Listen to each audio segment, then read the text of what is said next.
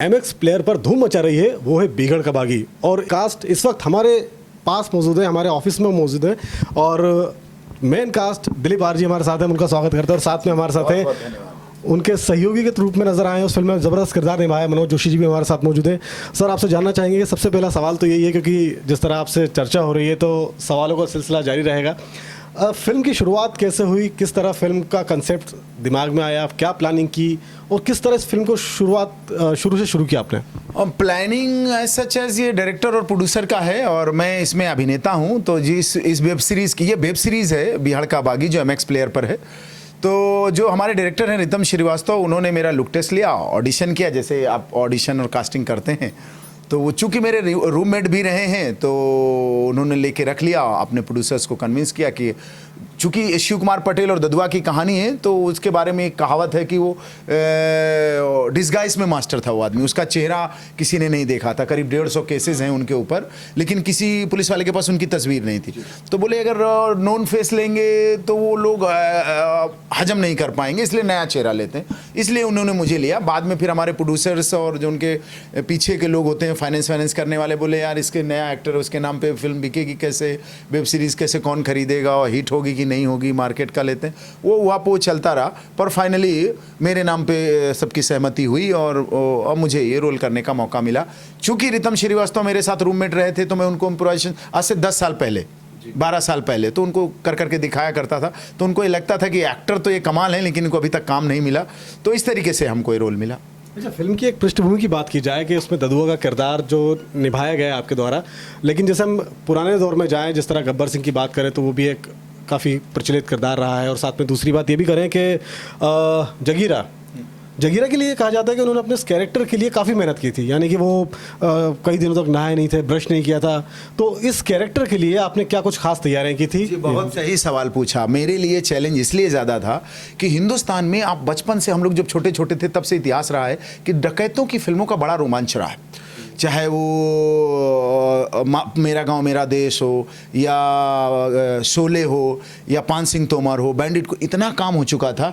तो मेरे ऊपर चैलेंज और ज़्यादा था, प्रेशर और ज़्यादा था कि आप कुछ अच्छा करेंगे तभी लोग देखें। इतना काम हो चुका है, इतने बड़े बड़े लीजेंड आके काम करके गए हैं, डकैत का रोल करके गए हैं, तो आप तो आपकी क्या फिसाद, आप तो बिल्कुल नए हैं, तो आपके लिए चैलेंज और ज़्यादा था। तो फिर जो आपने बताया कि जैसे तैयारी मैंने भी पढ़ रखा था, मुकेश तिवारी साहब का वो इंटरव्यू, और रितम ने भी हमारी बड़ी रिगरस ट्रेनिंग कराई। हम उससे 4 डिग्री और आगे गए। हमारा 4 साल का इसमें मेहनत है जी। जैसे वहाँ लोगों के बीच में रहना, वहाँ के गांव, जो आदिवासी गांव, रियल लोकेशन में ये शूट हुआ है बिहाड़ का बागी, चित्रकूट धाम जो बुंदेलखंड कहलाता है, यूपी और एमपी का बॉर्डर है। तो सालों तक एक तो बाल और दाढ़ी वो 4 साल बढ़ाए, पूरा गेटअप लाने के लिए, बाहर से दिखने के लिए। फिर अंदर से आप जैसे बिस्तर में नहीं सोया मैं 1 साल तक, वो जो गोनी होती है बोरी में सोता था। सालों शैम्पू नहीं किया और मतलब इतने से नहाता था, गर्दन से नीचे नहाता था, गर्दन के ऊपर ये दाढ़ी, ये बाल और वो सब नहीं करता था। शूटिंग के दौरान इससे 2 कदम और हमारे डीओपी साहब चले गए, बोले इसका खाना बंद कराओ, इसका पेट दिख रहा है, तो मुझे उबली हुई सब्जी खाली देने लगे। तो इस तरीके का बहुत जो कर सकते थे वो हमने किया, क्योंकि रितम बोला इस कैरेक्टर को बनाने के लिए आपको उसके छोटे छोटे नुआंसेस, उसका मैनरिज्म और उसका जो साइकी है वो पकड़ना पड़ेगा, और वो तभी होगा जब आप इसके लिए तप करेंगे और मेहनत करेंगे। तो वो हमने किया और परिणाम आपके सामने। नहीं, जाहिर तौर पर फिल्म काफ़ी अच्छी है। हमारे साथ हमारी टीम के सहयोगी भी हैं, रजत हमारे साथ मौजूद है। रजत से जानना चाहेंगे, रजत के मन में भी बहुत सारे सवाल हैं, वो भी आपसे कुछ सवाल करना चाहते हैं। रजत सर, जैसे कि आपने बताया कि मतलब जो भी था आपका शूटिंग वगैरह का बिहार में ही जाके रियल लोकेशंस की, एक जो भी एक्टर होता है वो चाहता है कि वो अच्छे सेट लगे हों, वो उधर पे शूटिंग करे, ऐसे बिहार में ना जाना पड़े, दाढ़ी ना बढ़ाना पड़े। इसके लेकर आपका क्या कहना है? वैसे अब इसका मैं बहुत सीधा जवाब दूंगा। अपन कोई स्टार पुत्र तो है नहीं, अपन ना बाप दादा इंडस्ट्री में थे, हमारे बाप दादा मजदूरी करत थे, हमारे पिताजी मजदूर थे, हम उनके छोरा हैं, उनके मोड़ा हैं, तो हमारे लाने को ऐसे कोई व्यवस्था तो आती ना कि नहीं भैया तुम आ जाओ, राजगद्दी तैयार है, अब वो सिंहासन खाली है और आपका जो राज तिलक हो जाएगा। तो हमारे पास ये करने के अलावा कोई दूसरा ऑप्शन था ही नहीं और हमको करना ही था। क्योंकि हमको ये साबित करना था कि हम अच्छे एक्टर हैं, हमने ट्रेनिंग ली है, हमने इतने साल थिएटर किया है, हम भारतीय नाट्य अकेडमी में फुल टाइम कोर्स का ट्रेनिंग करके आए हैं, हम फिल्म एंड टेलीविज़न इंस्टीट्यूट में फिल्म मेकिंग का कोर्स करके वहाँ से एक्टिंग सीख कर आए हैं। तो हम भी 15 साल जो आपने जलालत सही है, जो बेइज्जती और आपको जो अपमान और तिरस्कार, सबसे तकलीफ तब होती है जब आपको लोग बुलाएं और आपसे मिलें और आपका हौसला अफजाई करें ना करें, काम दें ना दें, लेकिन आपको जो बेइज्जत करते हैं वो आपको हर बार वो आपकी जिद को मजबूत करता है कि नहीं अब तो आपको कुछ करके दिखाना ही पड़ेगा। पता लगा किसी ने बुला लिया, आपने किसी को फ़ोन किया, उसने आपको अपॉइंटमेंट दिया, आप बैठे हो पूरा दिन, वो आपसे मिलने ही नहीं आया, बोला नहीं यार मैं थोड़ा बिजी हो गया था, वो चलो फिर अगली बार मिलते हैं। आप चले, कई बार तो मिलते हैं फिर आपको जलील भी करते हैं, बेइज्जत करते हैं। अच्छा तो अमिताभ बच्चन बनोगे तो आप शाहरुख खान बनो। इस तरह के जो लोग जो हैं समाज में हैं, लोग हैं, कहते हैं ऐसी बात। हम दूसरे की क्या बात करें, हमारे घर में, हमारे गांव में, हमारे दोस्त लोग जो बहुत क्लोज थे, साथ में पढ़ते थे, बाहर आए बड़ा मजा लेते, अरे दिलीप आया बम्बई से, दिलीप आया, जरा पूछो क्या, अरे वो तुमको वो प्रियंका चोपड़ा मिली क्या, माधुरी दीक्षित मिली क्या, सलमान खान मिलते हैं क्या, वो सही में इतने गोरे चिट्टे हैं। वो इस तरह के उनके सवाल होते थे, और जब आप निकल जाओ तो फिर आपका पीठ पीछे भयंकर मजाक बनाते थे। लेकिन इस फिल्म के रिलीज़ होने के बाद जो आप बता रहे हैं कि नेपोटिज्म की बात करें या फिर आपके जैसे गांव की बात की है, तो गांव के लोग अब क्या रिएक्शन देते हैं? पहले पीठ पीछे कुछ बोलते थे, अब क्या रिएक्शन आ रहा है? मैं जा नहीं पाया हूँ। अभी मैं जा नहीं पाया हूँ। अभी तो मैं खजुराहो आया था इंटरनेशनल फिल्म फेस्टिवल के लिए, मुझे बुलाया गया था, बहुत आदर और सम्मान मिला। तो मैं मध्य प्रदेश सरकार के इस जो ये कदम है जो ये करते हैं उसकी सराहना करता हूँ। मध्य प्रदेश वैसे भी बहुत लोकेशंस इतनी खूबसूरत हैं, लोग यहाँ के इतने अच्छे हैं, शूटिंग फ्रेंडली जगह है। दूसरी जगह लोग डरते हैं, मतलब बिहार और छत्तीसगढ़, पता नहीं कौन बोल रहा था कि एक फिल्म वहाँ, अरे बोले वहाँ शूटिंग कैसे कर पाओगे, वहाँ थोड़ी शूटिंग होती है, बोले वहाँ तो कैमरा भी रख लेंगे, तुमको भी बिठा लेंगे, 4 लप्पड़ मारेंगे, भगा भी देंगे। तो ऐसी छवि बनी हुई। तो मध्य प्रदेश की तो बहुत अच्छी छवि है इंडस्ट्री में। आधा इंडस्ट्री तो हमेशा मध्य भोपाल में ही पड़ा रहता है इस समय, तो ऐसा है, मैं रोज वहाँ खबरें सुनता रहता। आधा इंडस्ट्री जो टॉप के 10 लोग होंगे उसमें से 4 तो भोपाल में ही रहते हैं, और कुछ ना कुछ चलता रहता है। हमारी एक मित्र हैं मित्रा जी, जिन्होंने मोतीचूर चकनाचूर किया था, उन्होंने भी पूरी पिक्चर यही शूट की। उनके साथ भी अभी कुछ कुछ बातें चल रही हैं, कुछ करने का देखते हैं। तो भोपाल तो मेरी फेवरेट लोकेशन हो गई, अपन तो यही करेंगे अभी। अच्छा, और भी लोग हमारे साथ सवाल करने के लिए हैं। मैं चाहूँगा निकिता एक सवाल करें। निकिता, आपके जहन में क्या सवाल है? सर मैं आपसे ये जानना चाहती हूँ कि आपने बीहड़ों के जो हीरो हैं बेसिकली उनका किरदार निभाया है, आपने इस दौरान किसी को अपना हीरो बनाकर रखा कि इस लिमिट को क्रॉस करना है, इससे अच्छा काम करना है या ऐसा कुछ करना है, ऐसा कुछ रहा दिमाग में? नहीं, मैं ही खुद अपने आप के लिए रोज नए आयाम सेट करता हूँ, रोज उसी पे जूझा रहता हूँ, क्योंकि मुझे पहले यही साबित करना बहुत मुश्किल है कि भाई मैं एक्टर हूँ, और मुझे काम आता है। मैं डायरेक्टर का एक्टर हूँ, मैं प्रोड्यूसर का एक्टर हूँ, मैं सेट पे बहुत सहज रहता हूँ, मेरे को जैसा डायरेक्टर बोलता है वैसा मैं करता हूँ। तो बाकी तो लीजेंड भरे पड़े हैं, उनकी तुलना करना, मैं तो मतलब अभी पैदा हूँ, 27 नवंबर को मेरी वेब सीरीज आई है, मेरे लिए कुछ भी कहना बहुत अतिशयोक्ति होगा। हमने आपके डायलॉग डिलीवरी की बहुत ज़्यादा तारीफ सुनी है, तो इसी वेब सीरीज का एक कोई डायलॉग जो आप हमारे दर्शकों को सुनाना। बिल्कुल बहुत चर्चित है हमारा एक डायलॉग वेब सीरीज में कि मजबूरी की वजह से तो हम बागी बने, और बागी बन के भी मजबूर हो गए तो फिर तो लानत। और ये इन्हीं को समझा रहे हैं सुखलाल भाई को। वो सीन भी वैसा है कि हमको समझाने आते हैं कुछ और कहते हैं अरे ठीक है जब तक दिन कट रहे हैं काटो। तो इन्हीं को समझाने के लिए डायलॉग बोला, लोगों को बहुत पसंद आ रहा है, और बुंदेलखंड वालों को तो और ही ज़्यादा पसंद आ रहा है। लेकिन सुखलाल जी की बात करें, यानी कि हमारे मनोज भैया की बात करें, तो वो तो मालवा बेल्ट से जुड़े हुए हैं और भोपाल में रहे हैं, तो इस लैंग्वेज को या इस टोन को पकड़ने में कितना कठिन रहा या कैसा रहा उसका? दरअसल ये बुंदेली के कुछ साउंड तो थे कान में, क्योंकि भोपाल में भी बुंदेली नाटक भी होते रहते हैं, और फिर साथियों का जो सहयोगी कलाकार हैं, दिलीप भाई लोग हैं, इन लोगों का सहयोग रहा, तो बुंदेली के जो एक्सेंट है वो पकड़ में थोड़े थोड़े आते गए, तो वो सहजता आ गई थी। चलिए, देवेंद्र गोरे हमारे साथ हैं, जो कि फिल्मों को लेकर काफ़ी जुड़े हुए रहते हैं और साथ में नाटकों को लेकर भी काफ़ी अच्छा ज्ञान रखते हैं। देवेंद्र, आप मेरा सवाल आपसे ये है कि अभी एक बहुत लंबी बहस चल रही है कि 72 mm का जो एक सपना सब लेके जाते हैं मुंबई, लेकिन अब वेब सीरीज़ ने उन्हें एक अच्छा प्लेटफॉर्म दिया है जहां वो 6 इंच के पे भी एक फेम पा सकते हैं। आपको क्या लगता है कि आपका ये टर्निंग पॉइंट है बहुत बड़ा? ये मेरे लिए टर्निंग पॉइंट नहीं है, पूरा ये एंटरटेनमेंट इंडस्ट्री पूरा 360 डिग्री घूम गया है कोविड के चलते, और सबके लिए अच्छा। मेरे लिए जब से ये नेपोटिज्म और सुशांत सिंह राजपूत की मौत के बाद एक बहस छिड़ गई पूरे देश में कि वो नए लोगों को मौका नहीं मिलता, नए, तो OTT प्लेटफॉर्म नए लोगों के मौका देने के लिए तो बेस्ट है। और अगर ये ना होता तो हम जैसे लोग आगे ही नहीं आते, हम तो अभी वहीं पड़े होते, क्योंकि सिनेमा का तो अपना एक मकड़ जाल है, थिएटर का, डिस्ट्रीब्यूटर का और उसकी चेन का और स्टूडियोज का, वो इतना बड़ा मकड़ जाल है कि उसमें अच्छे अच्छे फंस के वहीं दम तोड़ते हैं। आपको अच्छे थिएटर नहीं मिलेंगे, अच्छे शोज नहीं मिलेंगे तो आपकी उतनी पब्लिसिटी नहीं होगी कि लोग वहाँ थिएटर तक पहुँचे हैं। और अभी तो ये पूरा बड़ी बड़ी फिल्में आप देख लीजिए, अभी 8 महीने 10 महीने के दौरान कोविड के चलते बड़ी बड़ी फिल्में, बड़े बड़े स्टारों की फिल्में सब OTT प्लेटफॉर्म पे आई हुई है। तो जो अच्छा करेगा वो दिखेगा, तो वही हुआ। एक चीज़ और हमने नोटिस करी कि पिछले कुछ समय में जो फिल्में रिलीज़ हुई हैं उनको डिसलाइक, और ये जो एक नया ट्रेंड पैदा हुआ है कि भाई फिल्में तो बॉक्स ऑफिस का कलेक्शन अब पता नहीं चल पाता, लेकिन यूट्यूब हो गए या कोई अलग प्लेटफॉर्म्स हो गए, उन पर डिसलाइक्स का एक होड़ सी चल पड़ी है।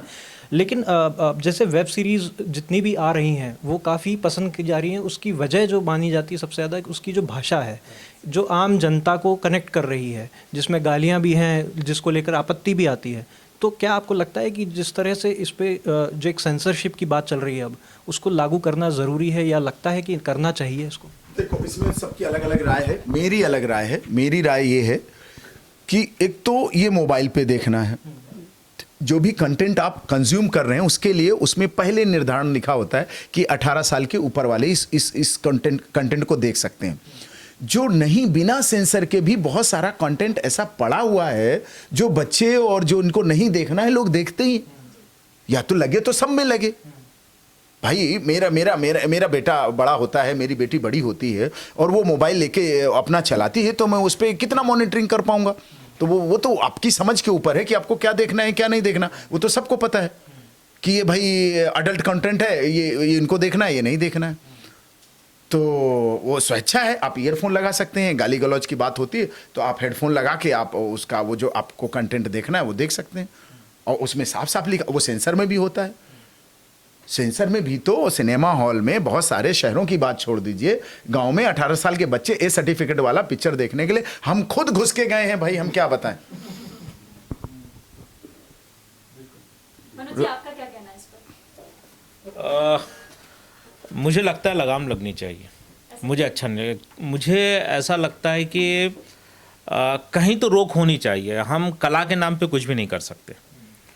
जहाँ पे चीज़ें प्रतीकात्मक हो सकती वहाँ पे करना चाहिए। ये लोग थोड़ी सी अति कर देते हैं, तो थोड़ा शायद हो सकता है, मैं थोड़ा बॉम्बे के टच में लगातार इतना नहीं रहता हूँ तो शायद मेरे ऐसे विचार हैं, लेकिन मुझे सच में अच्छा नहीं लगता। मैं अभी 3 काम मना कर चुका हूँ इस तरह के। मैंने सबसे पहले ये पूछा, मैं इसमें थोड़ा सा और जोड़ दूं, वो शायद आधा आप समझ पाए, मैं आधा बोल पाया या आधा समझा पाया, कि सब पे लगना चाहिए। ये पूरी बात आपने सुनी नहीं कि दिलीप भाई, लेकिन इसमें क्या हो रहा है कि ये कला के नाम पे हो रहा है। हाँ, वो गलत, वो सबसे गलत है। वो गलत हम है। उस इंडस्ट्री को देख कर आए थे जहाँ पे अमिताभ बच्चन, दिलीप कुमार, हमारे आदर्श ये लोग रहे हैं। हाँ, कला के नाम पे गलत है। हम जब पहली बार मैं फिल्म सिटी में घुसा तो उसके सच में मिट्टी को उठा के मैंने अपने सिर पे लगाया था कि यार यहाँ पे दिलीप साहब भी आए होंगे, यहाँ पे अमिताभ बच्चन भी आए होंगे, शत्रुघ्न सिन्हा, यहाँ नसीब की शूटिंग हुई थी, यहाँ कालिया की शूटिंग हुई थी। अब उसके बाद ये देख रहे हैं कि यार, तो मुझे मन से अच्छा नहीं लगता। इवन आश्रम में बॉबी देओल को जो सीन किया उसने, जिसके बाप ने, जिसके बड़े भाई ने वर्ष में मतलब नेशनल अवार्ड भी लिया सनी देओल ने, उनको नहीं करना पड़ता। आज बॉबी देओल को अपने सक्सेस और इसके लिए ये वाले इस तरह के सीन भी देने पड़े। तो बॉबी देओल के लिहाज से एक बड़ा स्टार है, 50 फिल्में एज ए हीरो आई हैं, दुनिया जानती है, फिर भी उसको भी ये करना पड़ा। तो उस लिहाज से भी मुझे ठीक नहीं लगता। क्या मालूम, हो सकता है आगे जाके कुछ मेरे विचार बदल भी सकते हैं, लेकिन नहीं, अभी मैं इसमें एक बात और चाहूंगा कि बिहार के बागी में ऐसा कुछ तो नहीं है। बिल्कुल। फिर तो हम अपनी वेब सीरीज की बात करेंगे, अपने शो की बात करेंगे। भाई हमने तो वैसा, हम सिर्फ गाली गलौज की बात कर रहे थे। गाली गलौज में वो बिहार का बागी सक्सेस होने का ये सबसे बड़ा कारण था कि आज हम आश्रम से अश्लीलता नहीं है। मैं नाम लेके बोल रहा हूँ क्योंकि मुझे कई लोगों ने बोला, मैं कोई समीक्षक नहीं हूँ जो ये तय करूँ कि पैमाना कि यार आश्रम ये थी। बिहार का बागी को लोग इसीलिए पसंद कर रहे हैं कि वो बिल्कुल ऐसा लगता है कि आप किसी कहानी को देख रहे हैं। सब कुछ सच्चा है, ये डकैत है वो भी सच्चा है, कहानी सच्ची है, लोग कुछ भी बनावटी नहीं लगता उसमें। आश्रम में तो एक ताम झाम एक शूटिंग जैसा कुछ बनावटी या नाटकीता दिखती भी है, बीहड़ के बागी में आपको ये चीज़ बिल्कुल नहीं दिखेगी। कितने लोगों ने यही देखी? आप उसके लोगों ने साथ देखी बीहड़ का बागी? सच में मजा? यहाँ सभी ने देखी। जी जी जी जी जी पूछिए। जैसे आजकल की वेब सीरीज में का हो रहा कि हर जो एपिसोड है वो 1 घंटे 1.5 घंटे का होता है, और आज का जो आपकी वेब सीरीज है उसमें का है कि 19 मिनट 20 मिनट के एपिसोड बनाए आपने, तो ऐसा क्यों किया? ज्यादा समय बर्बाद नहीं करना है, फटाफट देखो फटाफट खत्म। ये वो मतलब वो नहीं है कि आप खींचे जाओ कहानी आपको समझ में आ गई, किरदार आपको समझ में आ गए, मजा आ रहा है, खत्म, काम खत्म करो, दूसरे पे निकलो, अपने काम पे लगो। एंटरटेनमेंट के लिए आपका 1.5 घंटा 100 मिनट पर्याप्त है, आप उतना समय कभी भी निकाल सकते हो। 1 घंटे के एपिसोड 10 घंटे निकालने के लिए आपको पूरा वीक लगेगा, और उसमें भी पता लगा वो वीक शायद लगातार ना निकले, वो 1 महीने में 1 वीक निकाल पाए आप। तो ये तुषार है काफ़ी देर से एक्साइटेड कुछ पूछने के लिए। जैसे आपने बताया कि आश्रम के बाद आपकी मूवी को ज़्यादा पसंद किया जा रहा है, तो सही मायनों में देखा जाए तो वाकई में जो आज का यूथ है आश्रम के बाद आपकी जो मूवी है बीगड़ का बागी, उसको सच में पसंद करा है। मुझे भी बहुत पसंद है। तो इसको देखते हुए आगे का आपका क्या प्लान है? आगे का प्लान ये है भैया कि अब सब लोगों ने कहा है कि भाई दिलीप आर्या अच्छे एक्टर हैं, अच्छा काम करते हैं, और जैसा इन्होंने मनोज भाई ने बोला कोई नंगा पुंगा काम नहीं किया है इन्होंने तो अब दर्शकों की उम्मीद हमसे ज़्यादा है, अपेक्षाएं ज़्यादा हैं, कहानियां आ रही हैं, डायरेक्टर्स आ रहे हैं, बातें चल रही हैं। अब कोई अच्छी कहानी, अलग किरदार और इसी तरह का जो इससे 1 डिग्री ऊपर हो, 2 डिग्री ऊपर हो, वो हम करेंगे। और ये मनोज भाई से भी हमने वादा किया है, और आपसे और दर्शकों से भी हमारा यही वादा है कि भाई खाली घर का किराया देने के लिए, पैसे कमाने के लिए वो मजबूरी ना बनी रहे कि आप कुछ भी कर लें। जो OTT प्लेटफॉर्म पे अभी आपने जस्ट बीगड़ का बागी करी है, इसके अलावा अभी आने वाले दिनों में और कौन कौन सी ऐसी वेब सीरीज है जिसमें आपको हम देख सकेंगे? एक तो पब्लिक ने बहुत डिमांड की है कि बीहड़ का बागी इसका सीज़न 2 बने, तो वो MX को समझ में आया है, हमारे प्लेटफॉर्म को, तो ज़्यादा चांस है कि मिलेगा। और दूसरा और भी 1-2 वेब सीरीज़ हैं, तो अभी उनकी मैंने बातें हुई हैं, चूँकि मेरी इतनी भाग दौड़ है। अभी तो 27 तारीख को तो रिलीज़ हुई है, तो अब OTT प्लेटफॉर्म ने अपने तरीके से जो प्रमोशन किया, नहीं किया। एज एन एक्टर मेरी जितनी ताकत है मैं पूरा भाग दौड़ करने की कोशिश कर रहा हूँ। आपके पास आया, खजुराहो गया, तो अभी मैं उसी में भाग दौड़ में हूँ। अभी उन कहानियों को पढ़ने का, सुनने का मौका नहीं मिला। शायद मैं अगले साल के फर्स्ट वीक से शुरू करूँगा कि कौन सी अच्छी है, कौन सी नहीं। मनोज भाई से भी डिस्कशन होगा, रितम से भी डिस्कशन होगा, और जो शुभचिंतक लोग हैं कि करना चाहिए नहीं करना चाहिए। तो बड़ी जल्दी आपको नए साल में खुशखबरी मिलेगी, ये तय मानिए। हाँ, ये तय है।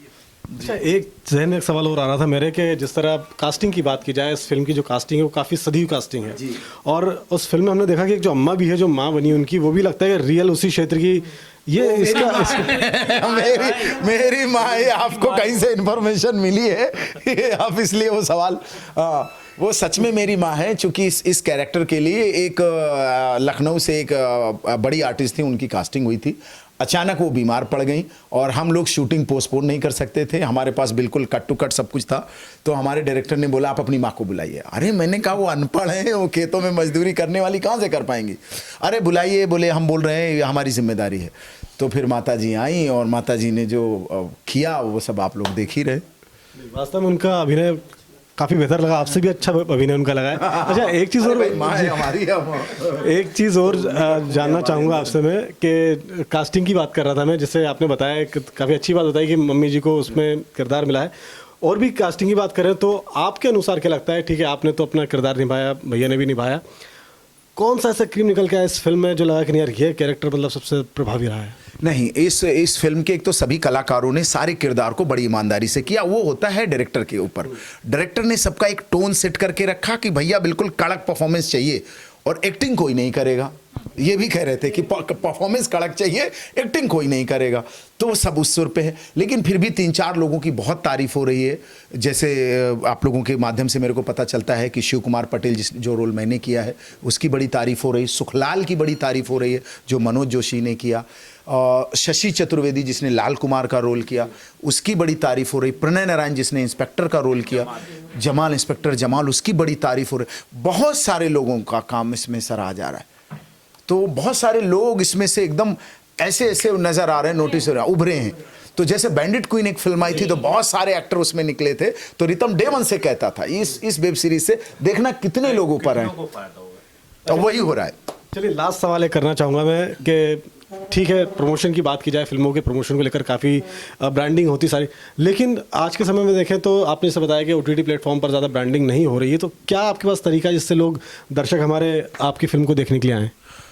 बस यही एक तरीका है कि आप सोशल मीडिया बड़ा माध्यम बन गया है, उसमें लोग देखते हैं और कमेंट करते हैं, कुछ ना कुछ लिखते हैं। जैसे अभी आप उसमें जाओ MX के उस पे, चाहे फेसबुक पेज पे जाओ, इंस्टा पे जाओ, तो जो भी कमेंट मिलेंगे वो 99-98% तक लोगों ने तारीफ की। तो जो लाइक और डिसलाइक की बात कर रहे थे, तो वहाँ से ये पता चलता है, शायद उसमें वो बटन नहीं है लाइक डिसलाइक का, लेकिन उसमें जो कमेंट है, आप कमेंट पढ़ोगे तो 98-99% लोगों तक ने बड़ा पॉजिटिव कमेंट किए हैं, वहाँ से पता। एक वो माध्यम है। दूसरा माध्यम है कि माउथ पब्लिसिटी से आजकल जैसे हर आदमी बैठे बैठे सरकार बनाता है ना, हर दुकान पे, चाय की दुकान पे और उस पे कि नहीं नहीं ये सरकार ठीक नहीं है, वो मोदी जी सही नहीं है, वो गलत है, वो सही है, ऐसे हर आदमी अब सिनेमा के लिए बड़ी अपनी मुखर राय रखता है, मुखर राय रखता है, और उनका भी वो जो वो पर्सपेक्टिव है वो चेंज हो गया, बड़ा हो गया, तो वो समझते हैं चीज़ों को, तो वो चर्चा शुरू हो जाती है, कहीं किसी ऑफिस में, कहीं किसी कॉफ़ी कैफे डे में, या कहीं किसी दुकान पे, अरे तूने वो देखा क्या, अच्छा वो कैसा, अरे हाँ यार वो तो अच्छा, अरे यार मूड खराब कर दिया मेरा, इतना समय बर्बाद कर दिया, इनको आता नहीं काम था। मतलब भले उसको काम नहीं, उसको बोल दो कि तुम बना के दिखाओगे क्या, तो वो नहीं बना पाएंगे, लेकिन वो ये बता देंगे कि ये अच्छा है, ये खराब है। तो वो एक बड़ी मुखर राय बन गई, वो एक आजकल प्रचार का बड़ा माध्यम हो गया। माउथ पब्लिसिटी से चीज़ें बहुत तेजी से बूम, और हमारे शो के साथ तो वही हुआ है। माउथ पब्लिक, हमारे ना कोई होर्डिंग लगे हैं बड़े बड़े, ना हमारा पहले से कोई ट्रेलर आया है। वो तो 27 नवंबर की रात को अचानक MX प्लेयर में वेब सीरीज विद ट्रेलर डाल दिया गया। 24 घंटे में जब इसने आग पकड़ी तब सबको हल्ला लगा कि अरे तो हम दोनों तो डिप्रेशन में आ गए थे उस समय। हम सुबह बात कर रहे कि ये तो ऐसा डाल दिया है जैसे रात को एक पोलियोग्रस्त बच्चे को सड़क पे बोल दिया है कि चल बेटा दौड़। हम दोनों बड़े डिप्रेशन में थे, और फिर 24 घंटे के बाद तो जो लाइक्स पड़ रहे 5-5 लाख, सुबह से शाम तक 10 लाख लोग पढ़ रहे हैं, तो फिर हमको खुद को भी नहीं समझ आया, बिल्कुल सब अप्रत्याशित सा रहा। फिर प्लेटफॉर्म को भी लगा कि ये बहुत अच्छा करा, तो फिर MX प्लेयर जो हमारे OTT प्लेटफॉर्म है, फिर उसने ताकत लगाई, और उसने फिर बहुत सारे न्यूज़पेपर पे, नवभारत टाइम्स और उस पे फुल पेज ऐड दिए, full page add all India दिया। फिर उनका सोशल मीडिया पे वो कैंपेन जो चालू हुआ कि वो मीम्स बनने लगे, और फिर वो जो रायता फैला, फिर मतलब फिर वो फैल ही गया। जी ऐसा है। चलिए बहुत शुक्रिया बातचीत करने के लिए, और हम भी दर्शकों को चाहेंगे कि जिस तरह माउथ पब्लिसिटी की बात की जाए या फिर इस फिल्म को देखने की बात की जाए, तो MX प्लेयर पे इस फिल्म को डाउनलोड करके देख सकते हैं, और इस फिल्म के लिए आप कमेंट भी कर सकते हैं। पीपल समाचार से मैं शरद बाघेला।